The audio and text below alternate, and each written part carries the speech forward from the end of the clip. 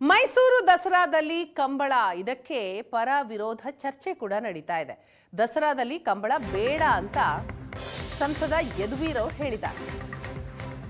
ಮೈಸೂರು ದಸರಾದಲ್ಲಿ ಈ ಬಾರಿ ಕರಾವಳಿಯ ಪ್ರಸಿದ್ಧ ಕಂಬಳವನ್ನ ಶುರು ಮಾಡಬೇಕು ಅಂತ ಚಿಂತನೆ ನಡೆದಿದೆ. ಆದರೆ ಇದಕ್ಕೆ ಪರ ವಿರೋಧ ಚರ್ಚೆಯೂ ಕೂಡ ಇದೆ. ಇದರ ನಡುವೆ ಸಂಸದ ಯದುವೀರ್ ಅವರು ಇದು ಬೇಡ ಅಂತ ಹೇಳ್ತಿದ್ದಾರೆ.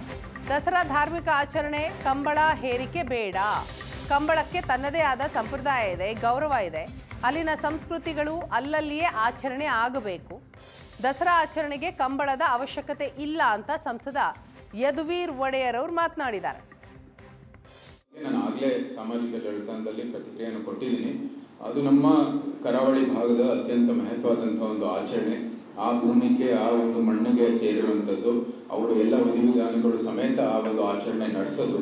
ಇಲ್ಲಿರ್ತಕ್ಕಂಥ ದಸರಾ ಅಂತೆ ಅವ್ರದ್ದು ಆ ಕಂಬಳ ಮತ್ತು ಬೇರೆ ಬೇರೆ ಅನೇಕ ಒಂದು ಆಚರಣೆಗಳು ನಡೆಯೋದು. ಇವತ್ತು ಇದು ಧಾರ್ಮಿಕ ಹಿನ್ನೆಲೆ ಇರತಕ್ಕಂಥ ಆಚರಣೆಗಳು ಅತ್ಯಂತ ಒಂದು ಗಂಭೀರ ರೀತಿಯಲ್ಲಿ ಅತ್ಯಂತ ಒಂದು ಧಾರ್ಮಿಕ ಒಂದು ಕಾಳಜಿ ವಹಿಸಿ ಇದನ್ನ ಇವರು ಮುಂದುವರಿಬೇಕಾಗಿರುವಂಥದ್ದು ಅತ್ಯಂತ ಅವಶ್ಯಕವಾದದ್ದು. ಇಲ್ಲಿ ಇವರು ಬರೀ ಒಂದು ಪ್ರದರ್ಶನ ಮಾಡೋ ದೃಷ್ಟಿಯಲ್ಲಿ ಕೆಲಸವನ್ನು ಮಾಡ್ತಾ ಇರೋದು ಖಂಡಿಸುವಂಥದ್ದು.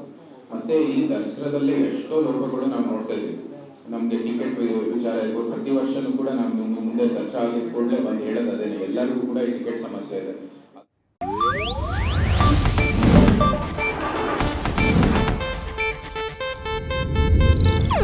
ಇದು ಏಷ್ಯಾನೆಟ್ ನ್ಯೂಸ್ ನೆಟ್ವರ್ಕ್ ಪ್ರಸ್ತುತಿ.